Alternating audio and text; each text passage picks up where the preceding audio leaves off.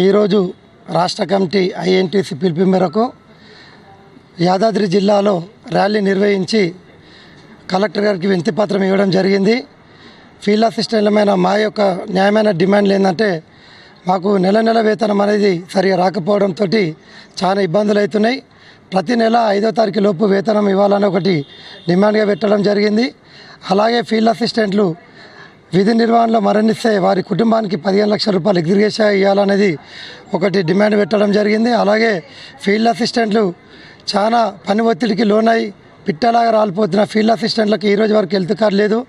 వాళ్ళకు ఆరోగ్య దృష్ట్యా హెల్త్ కార్డు ఇవ్వాలనేది మా యొక్క ప్రధానమైన డిమాండు.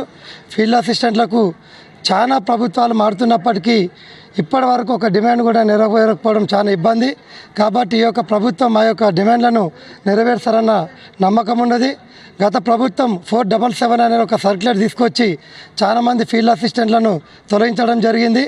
ఆ యొక్క 477 అనే ఒక సర్క్యులర్ను తొలగించి వెంటనే విధుల్లోకి తీసుకోవాలనేది మేము కోరుచున్నాం. ఐఎన్టీసీ పిలుపు మేరకు తెలంగాణ రాష్ట్రంలో ఉన్న ఫీల్డ్ అసిస్టెంట్లు, అగ్రికల్చర్ వర్కర్స్ యూనియన్ అందరూ కూడా ఈరోజు అన్ని జిల్లాలలో కలెక్టర్ గారికి మెమోరాండం ఇవ్వాల్సిన చెప్పి ఒక డిమాండ్ పెట్టాము. ఆ డిమాండ్ మేరకు ఇవాళ రాష్ట్రం మొత్తంలో కూడా అన్ని జిల్లా కలెక్టర్లకి మెమోరాండం ఇవ్వడం జరిగింది. ఈ ముఖ్యమైన డిమాండ్ ఏంటంటే, ఈ రాష్ట్రంలో పనిచేస్తున్న ఫీల్డ్ అసిస్టెంట్లకు అందరూ కూడా కనీస వేతనం 25,000 రూపాయలు జీతం ఇవ్వాలని, పేమెంట్ ఆఫ్ వేజెస్ కింద వారికి ప్రతి నెల 5వ తారీఖు లోపల వేతనం చెల్లించాలి. అదేవిధంగా ఫీల్డ్ అసిస్టెంట్లు ఎవరైతే ఉన్నారో ఎవరికైనా ఎక్స్గ్రేషియా ఏమైనా ఇబ్బందులు వస్తే వారి కుటుంబ సభ్యులకి 15 లక్షల రూపాయలు ఇవ్వాలని చెప్పి డిమాండ్ చేస్తున్నాం. అదేవిధంగా 4779 జియో కింద తీసివేయబడిన లిస్ట్ 3 ఎంప్లాయీస్ అందరినీ కూడా విధిలోకి తీసుకోవాలని చెప్పి ఈ ముఖ్యమైన డిమాండ్లు ఉన్నాయి.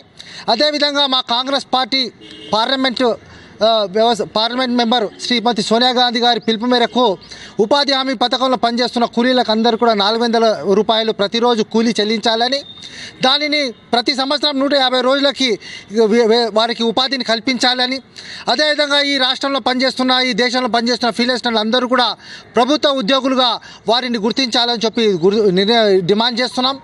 అదే బట్టుకి మన కాంగ్రెస్ ప్రభుత్వము మేనిఫెస్టోలో పెట్టినట్టు ఫీల్డ్ అసిస్టెంట్లకి 25,000 రూపాయలు వేతనము చెల్లించాలి.